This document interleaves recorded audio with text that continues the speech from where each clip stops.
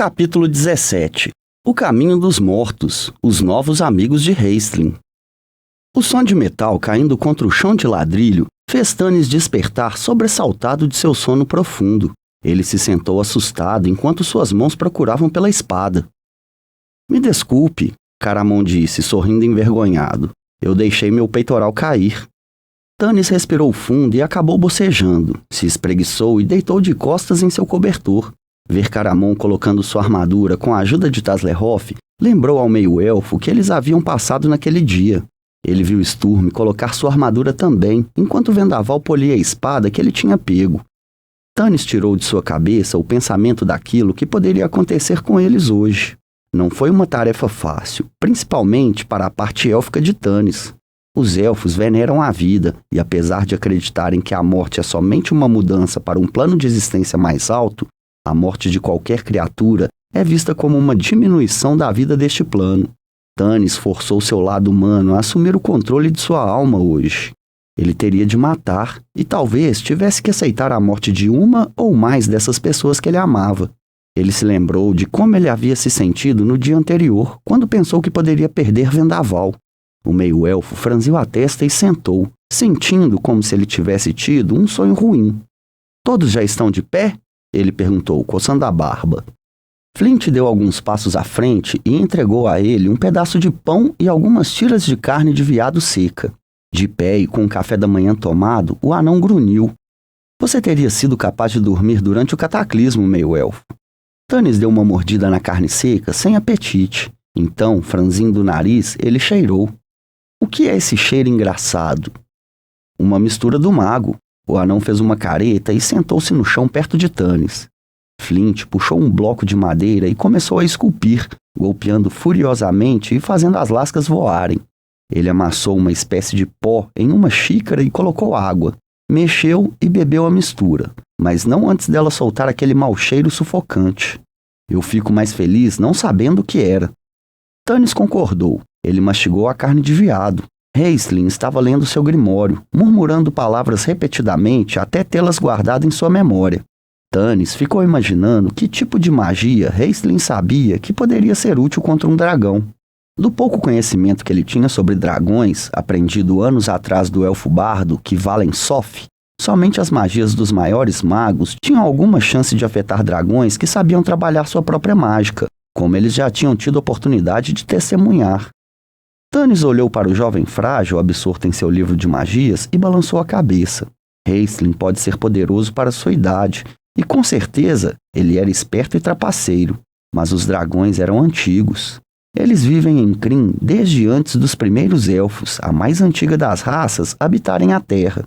Claro que se o plano que os companheiros discutiram ontem à noite viesse a funcionar, eles nem encontrariam o dragão. Eles tinham esperança de encontrar o covil e simplesmente fugir com os discos. Era um bom plano, Stannis pensou, e provavelmente valia tanto quanto fumaça no vento. O desespero começou a crescer dentro dele como uma névoa úmida. "Bem, eu estou pronto", Caramon anunciou animado. O grande guerreiro sentia-se incomensuravelmente melhor dentro de sua armadura. O dragão parecia um incômodo bem pequeno esta manhã. Caramon assobiava de forma bastante desafinada uma antiga canção de marchar, enquanto colocava a roupa suja de barro dentro de sua mochila. Sturm, com sua armadura cuidadosamente ajustada, sentou-se diante dos companheiros com os olhos fechados, realizando qualquer que fosse o ritual secreto que os cavaleiros realizam, preparando-se mentalmente para o combate. Stannis ficou de pé, duro e frio, mexendo-se de um lado para o outro para fazer o sangue circular e diminuir as dores que sentia em seus músculos. Os elfos não faziam nada antes das batalhas, a não ser pedir perdão por tirar vidas. "Nós também estamos prontos", Lua Dourada disse. Ela vestiu uma túnica cinza de couro macio, adornado com algum tipo de pelagem. Ela tinha feito tranças em seu longo cabelo prata dourado e o tinha enrolado em sua cabeça. Uma precaução contra o inimigo, evitando que ele pudesse agarrá-la pelo cabelo. "Vamos terminar com isto", Stannis suspirou, enquanto pegava o arco longo e a aljava de flechas que Vendaval tinha apanhado no acampamento dragoniano e pendurava-os no ombro. Para completar, Stannis estava armado com uma adaga e sua espada longa. Sturm tinha sua espada de 2 mãos. Caramon carregava seu escudo, uma espada longa e 2 adagas que Vendaval tinha surrupiado de alguém. Flint tinha substituído o machado de guerra perdido por um outro no acampamento dragoniano. Taslerhoff levava seu rupaque e uma pequena adaga que ele tinha achado. Ele tinha muito orgulho dela e ficou profundamente magoado quando Caramon lhe disse que ela seria de muita utilidade se eles se deparassem com coelhos ferozes. Vendaval levava sua espada longa amarrada às costas e ainda carregava a adaga de Tanis.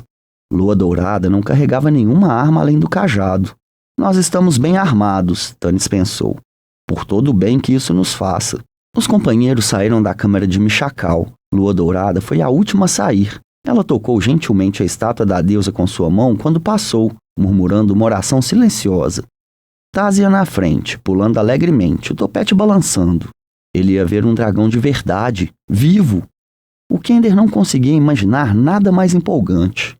Seguindo as orientações de Caramon, eles foram para o leste, atravessaram 2 outras portas duplas douradas e chegaram a uma grande sala circular. Havia um pedestal alto e coberto de limo bem no centro da sala. Ele era tão alto que nem mesmo Vendaval conseguia ver o que havia nele, se é que havia alguma coisa.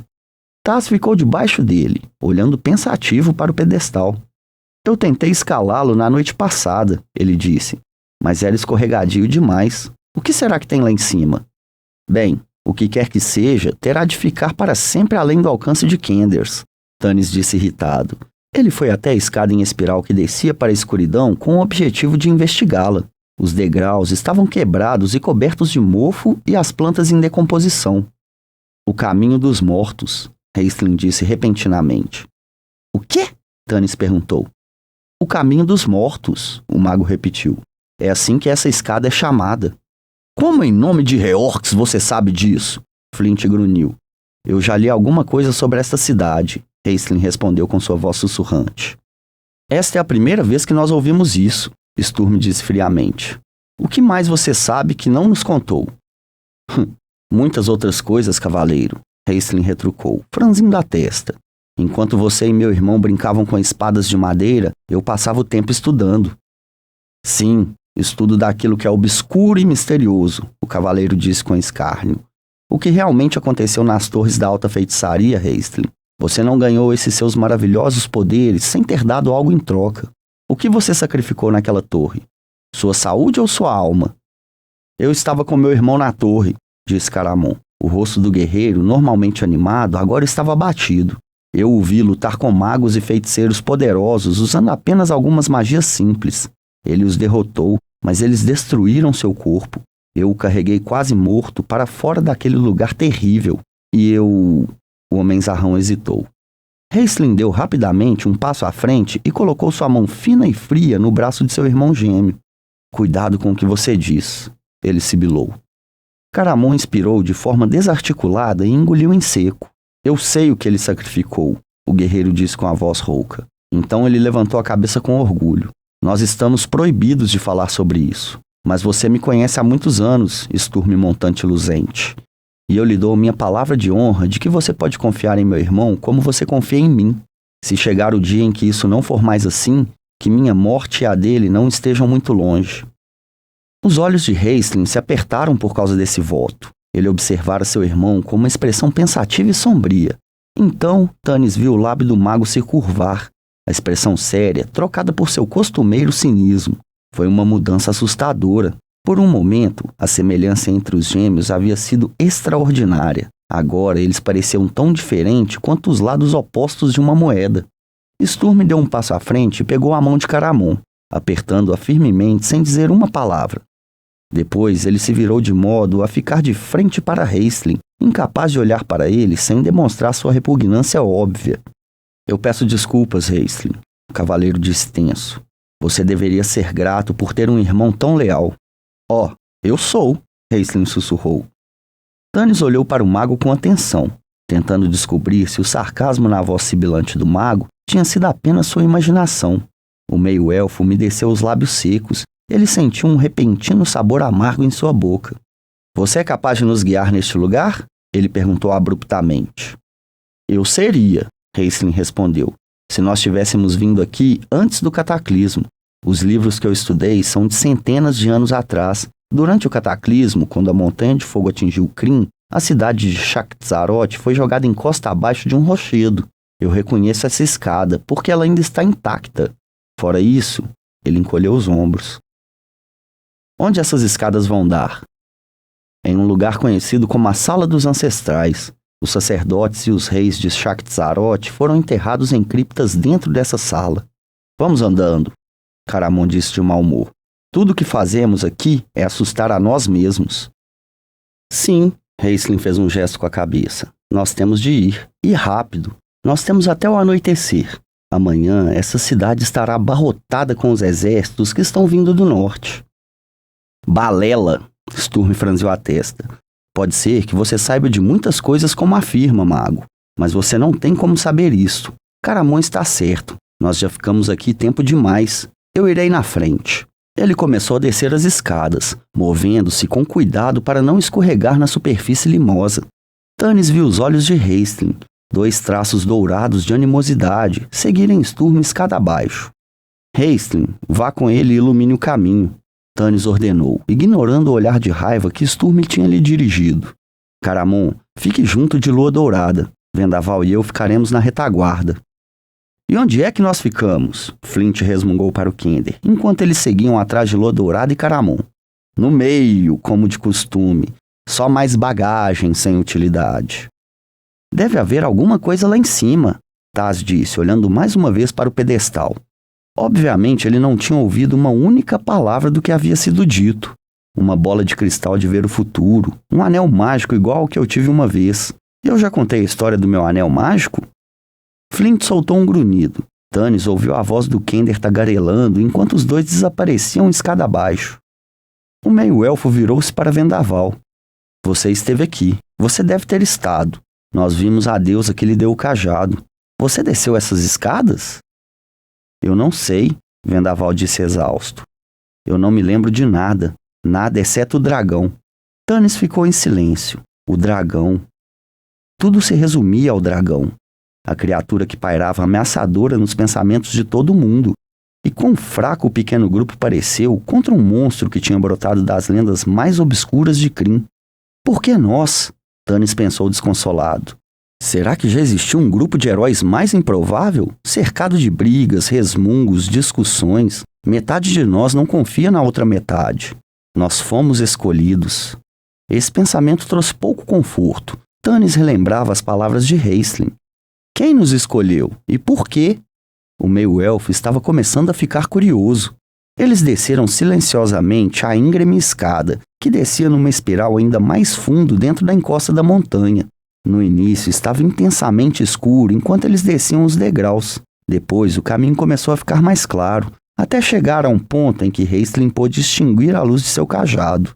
Logo em seguida, Sturm levantou a mão, fazendo parar aqueles que vinham atrás dele. À sua frente havia um corredor curto, não mais que alguns metros de comprimento. Esse corredor levava a uma porta em arco, que dava para uma vasta área aberta.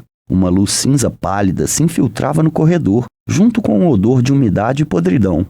Os companheiros ficaram longos momentos ouvindo cuidadosamente. O som de água corrente parecia vir de algum lugar abaixo da porta e além dela, e quase abafava todos os outros sons. Ainda assim, Tanis teve a impressão de ter ouvido algo mais, como um estalo, e sentido, mais do que ouvido, pisadas e pulsações no chão. Mas elas não duraram muito, e o estalo não se repetiu. Então, mais confuso ainda, ele ouviu o som de um arranhar metálico, pontuado por um ocasional rangido estridente. Tanis olhou para Tazlehoff de forma inquisitiva. O Kender encolheu os ombros. Não faço a menor ideia, ele disse, inclinando a cabeça e ouvindo com atenção. Eu nunca ouvi nada parecido, Tanis, a não ser uma vez. Ele fez uma pausa e depois chacoalhou a cabeça. Você quer que eu vá olhar? Ele perguntou ansioso. Vá. Tazlehoff percorreu furtivamente o curto corredor, movendo-se rapidamente de uma sombra para a outra. Um camundongo correndo por um carpete faz mais barulho do que um Kender quando ele quer passar despercebido. Ele chegou até a porta e espiou para fora. À frente dele, estendia-se o que deve ter sido um saguão cerimonial. Sala dos Ancestrais é o nome que Raistlin tinha usado. Agora era a Sala das Ruínas. Parte do piso no lado leste tinha caído, formando um buraco do qual saía uma névoa branca e fétida. Taz notou a existência de outros buracos enormes abertos no piso e uma quantidade apreciável de grandes ladrilhos de pedra que se projetavam como se fossem lápides de túmulos. Testando o chão debaixo de seus pés com cuidado, o Kender entrou na sala. Ele mal conseguia distinguir através da névoa uma passagem escura na parede sul e outra na parede norte. O estranho som estridente vinha do sul. Taz virou-se e começou a andar naquela direção. De repente, ele ouviu novamente aquele som pulsante, vindo do norte atrás dele, e sentiu o chão começar a tremer. O Kender correu apressadamente de volta para as escadas. Seus amigos tinham ouvido o som e estavam de costas contra a parede com as armas na mão. O som pulsante aumentou até se transformar no ruído provocado por um vendaval. Então, 10 ou 15 criaturas atarracadas e espectrais atravessaram velozmente a porta em arco. O chão tremeu. Eles ouviram uma respiração pesada e, de vez em quando, uma palavra murmurada. Depois, as criaturas desapareceram no meio da névoa, em direção ao sul. Houve um outro estalo, depois o silêncio. Em nome do abismo, o que foi aquilo? Caramon exclamou. Eles não eram dragonianos, a menos que eles estejam produzindo uma raça pequena e gorda. E de onde eles vieram? Eles vieram do lado norte da sala, Taz disse. Tem uma porta lá e uma outra que dá passagem para o sul. Os estranhos sons estridentes vêm do sul, ou seja, da direção para onde aquelas coisas estavam indo. O que tem a leste? Tanis perguntou. A julgar pelo som da água caindo que eu consegui ouvir, tem uma queda de uns 300 metros, o Kender respondeu. O chão desmoronou. Eu não recomendaria andar por ali. Flint farejou o ar. Eu sinto o cheiro de alguma coisa familiar. Eu não lembro o que é. Eu sinto o cheiro da morte, Lua Dourada disse, estremecendo e segurando o cajado perto de si. Não. Isso é alguma coisa pior, Flint ponderou. Então seus olhos se arregalaram e seu rosto ficou vermelho de fúria e ódio. Já sei! Ele rugiu. Anões da Ravina! Ele pegou seu machado. É isso que aquelas criaturinhas miseráveis eram. Bem, eles não serão anões da Ravina por muito tempo. Logo eles serão cadáveres fedorentos. Ele disparou para a frente. Tanis, Sturm e Caramon saltaram sobre ele assim que ele chegou ao fim do corredor e o arrastaram de volta. Fique quieto, Tanis ordenou ao anão que se debatia. Que certeza você tem que eles são anões da Ravina? O anão libertou-se do aperto de Caramon com um chacoalhão. Claro, ele começou a rugir. Depois abaixou a voz até ela se transformar num sussurro. Eles não me mantiveram prisioneiro durante 3 anos? É verdade? Tanis perguntou surpreso. É por isso que eu nunca contei a vocês onde é que eu andei os 5 últimos anos, o anão falou, vermelho de vergonha. Seu rosto ficou sério. Mas eu jurei me vingar. Eu matarei todo anão da Ravina que atravessar meu caminho. Espere um minuto, Sturm interrompeu. Os anões da Ravina não são malignos, pelo menos não como os goblins. O que será que eles estão fazendo, vivendo aqui com os dragonianos? Escravos, Raistlin respondeu com frieza. Sem dúvida nenhuma. Os anões da Ravina viveram aqui durante muitos anos, provavelmente desde que a cidade foi abandonada. Quando foram enviados para cá, talvez para guardar os discos, os dragonianos encontraram os anões da Ravina e os usaram como mão de obra escrava. Talvez eles possam nos ajudar, Tanis murmurou. Anões da Ravina? Flint explodiu. Você confiaria naqueles seres imundos? Não, Tanis disse. É claro que nós não podemos confiar neles. Mas quase todo escravo está disposto a trair seu mestre, e os anões da Ravina, como a maioria dos anões, têm pouco senso de lealdade com qualquer um, exceto seus próprios chefes. Contanto que nós não peçamos que eles façam alguma coisa que possa pôr em risco suas próprias peles, é possível que nós consigamos comprar sua ajuda. Bem, eu serei o traseiro de um ogro, disse Flint desgostoso. Ele jogou seu machado no chão, rasgou sua mochila e agachou, sentando-se de costas contra o muro de braços cruzados. Vá em frente, vá pedir aos seus novos amigos para lhe ajudar. Eu não vou com você, eles o ajudarão. Vão ajudá-lo a se enfiar no focinho do dragão. Tanis e Sturm trocaram olhares preocupados, lembrando-se do incidente do barco. Flint era capaz de ser incrivelmente teimoso, e Tanis achou que desta vez o anão provavelmente ficaria imóvel. Eu não sei, Caramon suspirou e balançou a cabeça. É muito chato o fato do anão estar ficando para trás. Se nós conseguirmos que os anões da Ravina nos ajudem, quem vai manter aquela escória na linha? Surpreso com o fato de Caramon conseguir ser tão sutil, Tanis sorriu e entendeu a jogada do guerreiro. Sturme, eu acho. Sturme! O anão pôs-se de pé. Um cavaleiro que não daria uma facada em um inimigo pelas costas? Você precisa de alguém que conhece essas criaturas abomináveis. Você tem razão, Flint, Tanis disse num tom grave. Acho que você vai ter que vir conosco. Eu vou, Flint grunhiu. Ele agarrou suas coisas e saiu andando pelo corredor. E ele se virou. Vocês não vêm? Escondendo seus sorrisos, os companheiros seguiram o anão em direção à sala dos ancestrais. Eles se mantiveram perto da parede, evitando o chão traiçoeiro. Eles foram para o sul, seguindo os anões da Ravina e entraram em uma passagem mal iluminada com algumas dezenas de metros. Depois viraram bruscamente para o leste. Eles ouviram um estalo mais uma vez. O som metálico tinha parado. De repente, eles ouviram um som de pés caminhando atrás deles. Anões da Ravina! Grunhiu Flint. Para trás! Tanis ordenou. Estejam prontos para pular sobre eles. Não podemos deixar eles darem o alarme. Todos se encostaram contra a parede, espadas preparadas nas mãos. Flint segurava seu machado de batalha, um olhar de expectativa em seu rosto. Olhando a vasta sala atrás deles, eles viram um outro grupo de figuras pequenas e gorduchas correndo na direção deles.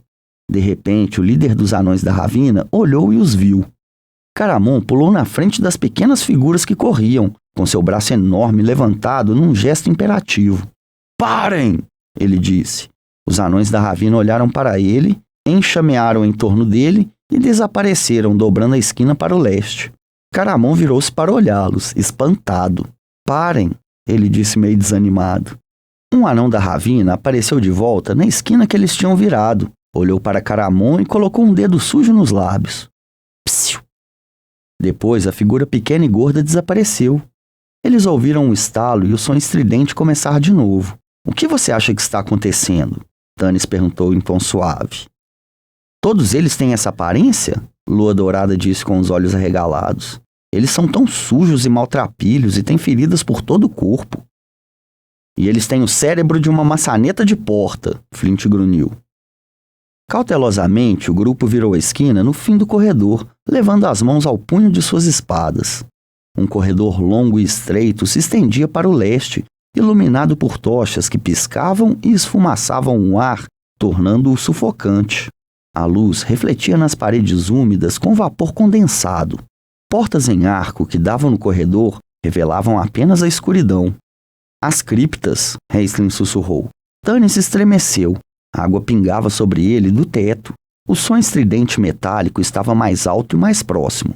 Lua Dourada tocou o braço do meio-elfo e apontou. Tanis viu uma porta lá no final do corredor. Adiante do vão da porta, havia uma outra passagem, formando uma interseção em forma de T. O corredor estava cheio de anões da Ravina. Por que será que essas criaturinhas estão em fila? Caramon disse. Esta é nossa oportunidade de descobrir, Tanis disse. Ele estava começando a andar adiante quando sentiu a mão do mago em seu braço. Deixe isso comigo, Raistlin murmurou. É melhor irmos com você, disse Sturme, para lhe dar cobertura, é claro. É claro, disse Raistlin torcendo o nariz. Muito bem, mas não me interrompam. Tanis acenou com a cabeça. Flint, você e Vendaval guardem o final deste corredor. Flint abriu a boca para protestar, depois franziu as sobrancelhas e ficou de frente para o homem das planícies. Fique bem para trás, Raistlin ordenou. Depois caminhou pelo corredor, com suas vestes vermelhas, fazendo barulho à volta de seus tornozelos. O cajado de Magios tocando suavemente o chão a cada passo. Tanis e Sturme o acompanhavam, movendo-se ao longo das paredes que pingavam. O ar frio fluía das criptas. Espiando dentro de uma delas, Tanis conseguiu ver o vulto escuro de um sarcófago iluminado pela luz da tocha. O caixão tinha entalhes primorosos e era decorado com ouro que não brilhava mais. Um ar opressivo pairava sobre as criptas. Algumas das tumbas davam a impressão de terem sido violadas e roubadas.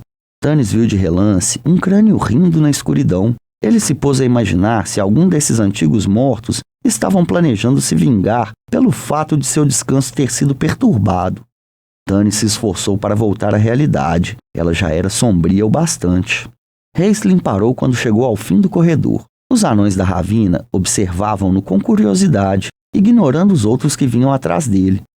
O mago não disse nada. Enfiou a mão em uma bolsa que trazia presa a seu cinto e tirou várias moedas de ouro.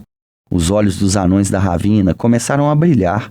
Um ou dois que se encontravam no início da fila perto de Raistlin avançaram um pouco para ver melhor. O mago levantou uma moeda para que todos pudessem ver bem. Depois, ele a jogou para o alto e ela sumiu no ar. Os anões da Ravina soltaram um grito sufocado. Raistlin abriu a mão com um floreio e mostrou a moeda. Houve alguns aplausos aqui e ali. Os anões da Ravina chegaram mais perto de bocas abertas, maravilhados. Os Agar, como sua raça era conhecida, eram realmente uma classe inferior, a casta mais baixa da sociedade anã. Eles podiam ser encontrados em toda Krynn, vivendo na imundície e na sujeira, em lugares que haviam sido abandonados pela maioria das outras criaturas vivas, incluindo os animais. Como todos os anões, eles se dividiam em clãs, e era frequente vários clãs morarem juntos, submetendo-se ao governo de seus chefes ou de um poderoso líder de clã em particular. 3 clãs viviam em Shaktizaroth: os Sluds, os Bulps e os Gloops. Membros dos clãs rodeavam Raistlin. Havia machos e fêmeas, embora não fosse fácil ver a diferença entre os dois sexos. As fêmeas não tinham pelos nos queixos, mas tinham-nos nas bochechas. Elas vestiam uma sobressaia esfarrapada, enrolada na cintura, que chegava até os joelhos ossudos. De resto, elas eram tão feias quanto sua contraparte masculina. Apesar de sua aparência miserável, os anões da Ravina em geral levavam uma existência bem alegre. Raistlin fez a moeda dançar na junta de seus dedos com uma destreza maravilhosa, movendo-a para cima e para baixo por entre os dedos. Depois, ele a fez desaparecer, só para fazê-la reaparecer dentro da orelha de um anão da Ravina surpreso que ficou olhando para o mago assombrado. Esse último truque provocou uma interrupção momentânea na performance do mago, pois os amigos do Agar o agarraram e espiaram dentro de sua orelha. Um deles chegou a enfiar o dedo dentro do ouvido para ver se saía mais moedas. Mas essa atividade interessante cessou quando Raistlin enfiou a mão em uma outra bolsa e tirou dela um pequeno pergaminho enrolado. Abrindo-o com seus dedos longos e finos, o mago começou a ler o que estava escrito nele, num suave cântico. Su, Tangus, Moipar, Ast, Acular, Calipar. Os anões da Ravina observavam-no completamente fascinados. Quando o mago terminou de ler, as palavras que pareciam pernas de aranha no pergaminho começaram a queimar. Elas se incendiaram, depois desapareceram, deixando traços de uma fumaça verde. Para que serviu tudo aquilo? Sturm perguntou desconfiado. Agora eles estão encantados, Raistlin respondeu. Eu lancei sobre eles a magia da amizade. Os anões da Ravina estavam cativados, e Tannis notou que as expressões em seus rostos tinham mudado do interesse para uma afeição descarada pelo mago. Eles esticaram as mãos sujas e deram tapinhas nas costas de Raistlin, tagarelando em sua linguagem estranha. Sturm olhou para Tannis assustado. Tannis sabia o que o cavaleiro estava pensando. Raistlin poderia ter lançado aquela magia em qualquer um deles, a qualquer momento. Ao ouvir o som de pés correndo, Tannis olhou rapidamente para trás, onde Vendaval montava guarda. O homem das planícies apontou para os anões da Ravina. Depois, levantou as mãos com os dedos abertos. Mais 10 anões vinham na direção deles. Pouco depois, um novo Agar surgiu em seu campo de visão. Passou por Vendaval sem prestar muita atenção. Eles pararam abruptamente ao verem a comoção em torno do mago. O que acontece? Disse um deles olhando para Raistlin. Os anões da Ravina encantados se aglomeraram em volta do mago, puxando seu roubo e arrastando-o pelo corredor.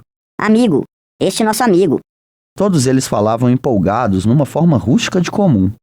Sim, Raistlin disse com uma voz suave e gentil, tão macia e chorosa que Tannis foi momentaneamente pego de surpresa.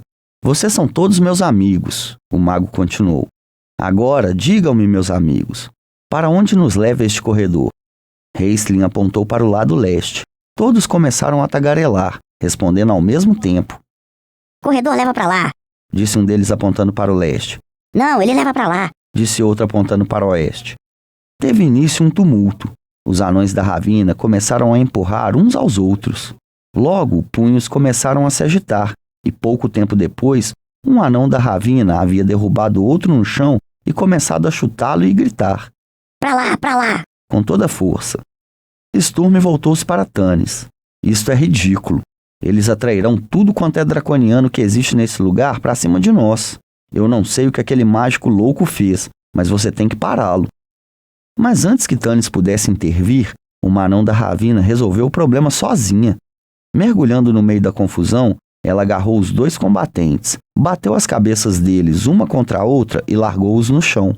Os outros que os estavam incitando calaram-se imediatamente e a recém-chegada virou-se para Raistlin.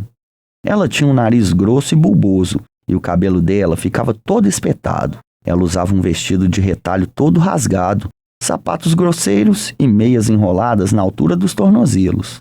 Mas ela parecia ser uma espécie de líder entre os anões da ravina, pois todos eles a olhavam com respeito. Isso pode ser porque ela carregava uma sacola enorme e pesada pendurada em um de seus ombros. A sacola arrastava no chão enquanto ela caminhava, fazendo com que ela tropeçasse de vez em quando, mas aparentemente a sacola tinha uma grande importância para ela. Quando um dos outros anões da ravina tentou tocar em sua bolsa, ela a rodopiou e o acertou no rosto. Corredor leva chefões. Ela disse, acenando com a cabeça para o lado leste. Obrigado, minha querida, Raistlin disse, esticando a mão para tocá-la na bochecha. Ele disse algumas palavras. Tantago Musala. A anã da ravina ficou olhando fascinada enquanto ele falava. Depois ela suspirou e ergueu os olhos em direção ao mago, em adoração. Diga-me, pequenina, Raistlin disse. Quantos chefes? A anã da ravina franziu a testa concentrando-se. Ela levantou uma mão suja. Ela disse, com um dedo levantado. E um. Olhando com um ar triunfante para Raistlin, ela tinha 4 dedos levantados e disse. 2. Estou começando a concordar com Flint, Sturm grunhiu. Psiu, Tanis disse. Só então um barulho estridente parou. Os anões da ravina olharam para o fim do corredor inquietos, quando dentro daquele silêncio ouviu-se novamente o estalo forte. O que é aquele barulho? Raistlin perguntou para sua admiradora encantada. Chicote. A anã da ravina disse sem emoção alguma. Esticando a mão imunda, ela pegou Raistlin pelo seu robe e começou a puxá-lo em direção ao fim do corredor leste. Chefes fica bravos, nós vamos. O que é que vocês fazem para os chefes? Raistlin perguntou, parando de andar. Nós vamos, você vê. A anã da ravina deu um puxão nele. Nós pra baixo, eles pra cima, baixo cima, baixo cima. Venha, você vai. Nós damos carona pra baixo. Raistlin olhou para trás em direção a Tanis, enquanto era carregado por uma maré de agar, e fez um gesto com a mão. Tanis sinalizou para Vendaval e Flint, e todos começaram a andar ao longo do corredor, atrás dos anões da ravina.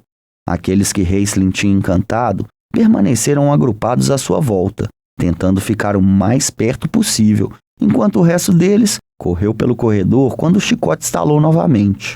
Os companheiros seguiram Raistlin e os anões da ravina até a esquina, onde o som estridente começou outra vez, muito mais alto agora. A anã da ravina se alegrou quando o ouviu. Ela e todos os outros anões pararam. Alguns deles se sentaram agachados contra as paredes cobertas de limo. Outros se jogaram no chão como sacos. A fêmea ficou perto de Raistlin, segurando a bainha da manga dele com sua mão pequena. O que foi? Ele perguntou. Por que nós paramos? Nós espera, não é nossa vez ainda. Ela o informou. O que faremos quando for nossa vez? Ele perguntou pacientemente. Vamos pra baixo. Ela disse, erguendo os olhos para ele em adoração. Raistlin olhou para Tanis e balançou a cabeça. O mago decidiu tentar usar uma nova abordagem. Qual é seu nome, pequenina? Ele perguntou. Bupo. Caramon riu alto e colocou a mão sobre sua bota. Agora, Bupo, Raistlin disse num tom melodioso. Você sabe onde fica o covil do dragão? Dragão? Bupo repetiu surpresa. Você quer dragão? Não, Raistlin disse apressadamente. Nós não queremos o dragão. Só o covil do dragão, o lugar onde o dragão mora. Ah, eu não sabia isso. Bupo sacudiu a cabeça. Então, vendo o rosto desapontado de Raistlin, ela segurou a mão dele. Mas eu levo você grande e alto, Bup. Ele sabe tudo. Raistlin levantou as sobrancelhas. E como chegamos até Alto Bulp? Pra baixo. Ela disse sorrindo feliz. O som estridente parou. Houve um estalar de chicote. Nossa vez ir pra baixo agora. Você vem agora, ver Alto Bulp. Um momento. Raistlin soltou-se da mão da anã da Ravina. Eu tenho de falar com meus amigos. Ele caminhou na direção de Tanis e Sturm. Esse Altbulp é provavelmente o líder do clã, talvez o líder de vários clãs. Se for tão inteligente quanto essa turma, ele não saberá nem onde está seu próprio penico, quanto mais um dragão, Sturm grunhiu. É mais provável que ele saiba, Flint falou com relutância. Os anões da Ravina não são inteligentes, mas eles lembram tudo que eles veem ou ouvem se você conseguir que eles usem palavras com mais de uma sílaba quando falam. Então, é melhor irmos ver o grande Altbulp, Tanis disse com pesar. Agora, se nós pudéssemos descobrir o que é esse negócio para baixo e para cima e aquele rangido... Eu sei, disse uma voz. Tanis olhou à sua volta. Ele tinha esquecido completamente de Tazlehoff. O Kender vinha correndo de volta, o topete dançando, os olhos brilhando de contentamento. É um elevador, Tanis, ele disse. Como nas minas dos anões. Eu estive em uma mina uma vez. Foi a coisa mais maravilhosa. Eles tinham um elevador que levava pedras para cima e para baixo. E este aqui é igualzinho. Bem, quase igual. Veja só. De repente ele começou a rir e não conseguia continuar. Enquanto os outros olhavam para ele de forma inquisitiva, o Kender fez um esforço violento para se controlar. Eles estão usando um caldeirão para derreter banha gigante. Os anões da Ravina que estavam aqui parados numa fila correm quando um capataz dragoniano estala o chicote. Eles todos pulam para dentro do caldeirão que está ligado a uma corrente enorme que gira em torno de uma roda dentada, cujos dentes se encaixam nos elos da corrente. E isso é que está rangendo. A roda gira e eles vão para baixo. E logo depois vem um outro caldeirão. Chefões, caldeirão cheio de chefões. Bulpo disse. Cheio de dragonianos, Tanis repetiu alarmado. Não vem aqui. Bulpo disse. Vão pra lá. Ela fez um gesto vago com a mão. Tanis ficou inquieto. Então esses são os chefes. Quantos dragonianos há lá perto do caldeirão? 2. Disse Bulpo, segurando a manga de Raistlin com firmeza. Não mais do que 2. Na verdade tem 4. Taz disse com um olhar apologético por estar contradizendo a anão da Ravina. Eles são dos pequenos, não dos grandes que fazem magias. 4? Caramon flexionou seus enormes braços. Nós somos capazes de enfrentar 4 deles. Sim, mas nós temos que ser rápidos, para que não cheguem mais 15, Tanis alertou. O chicote estalou outra vez. Venha! Bulpo puxou a manga de Raistlin com urgência. Nós vamos, chefões fica bravo. Eu diria que ir agora ou depois não faz muita diferença, Sturm falou encolhendo os ombros. Deixem os anões da Ravina correrem como de costume. Nós os seguiremos e subjugaremos os chefões na confusão. Se tem um caldeirão aqui em cima esperando para ser carregado com anões da Ravina, o outro tem que estar lá embaixo, no térreo. Eu suponho que sim, Tanis disse. Ele se virou para os anões da Ravina. Quando vocês chegarem perto do elevador, do caldeirão, não entrem dentro dele. Apenas corram para o lado e saiam da frente. Está bem? Os anões da Ravina olharam para Tanis com profunda desconfiança. O meio-elfo suspirou e olhou para Raistlin. Sorrindo levemente, o mago repetiu as instruções de Tanis. Imediatamente os anões da Ravina começaram a sorrir e concordar com entusiasmo. O chicote estalou outra vez e os companheiros ouviram uma voz áspera. Parem de enrolar, escória! Ou nós cortaremos fora seus pés nojentos e lhes daremos uma boa desculpa para serem lerdos. Nós veremos quais pés serão cortados, Caramon disse. Isso ser divertido, disse um dos anões da Ravina solenemente, e o agar disparou como uma flecha pelo corredor.